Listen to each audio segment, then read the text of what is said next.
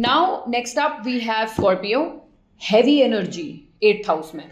Jupiter ना बहुत heavy heavy हो जाते हैं 8th हाउस में और आपके 8वें घर में ही बैठे हुए हैं फ्रॉम लास्ट 4 months। अब यहाँ पर ना बहुत अनसर्टिनिटी देते हैं, बहुत uncertainty. 8th house is what, sudden कुछ भी हो जाना, राइट? सडन इवेंट्स हो जाते हैं लाइफ में। Sometimes you are prepared for those events, sometimes you are not.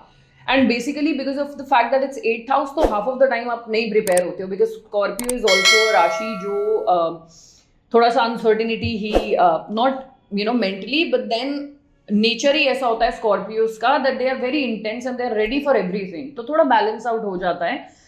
But then आपने देखा होगा कि पिछले 4 महीनों से लेकर अभी 11th मार्च तक भी आपने देखा होगा बहुत सारे सीक्रेट्स बाहर आए हैं, और अभी आएंगे भी till 11th of March of course. बहुत सारे सीक्रेट्स का आना, पर्सनल ब्लो अप, पार्टनरशिप नहीं ठीक चल रही है, पार्टनर से नहीं समझ में आ रहा है कम्युनिकेशन किस दिशा में जा रही है, कुछ समझ ही नहीं आ रहा है, राइट? इट्स वेरी कंफ्यूजिंग, क्योंकि आप सोचते हो कि ठीक है अभी 4 इवेंट हो गए हैं positive, so I think result इसका पॉजिटिव ही होगा, एंड देन एकदम से रिजल्ट ऐसा आ रहा है कि आपको समझ में ही नहीं आ रहा, डिले हो रहा है, नेगेटिव नहीं हो रहा है, राइट? तो यहाँ पर क्या हो रहा है, अब आप देख लो, टैक्स का हो, गवर्नमेंट रिलेटेड कुछ हो, जॉइंट मनी हो, जॉइंट अकाउंट हो, money from somebody, like someone owed you money, तो वो आपको वापस मिलना।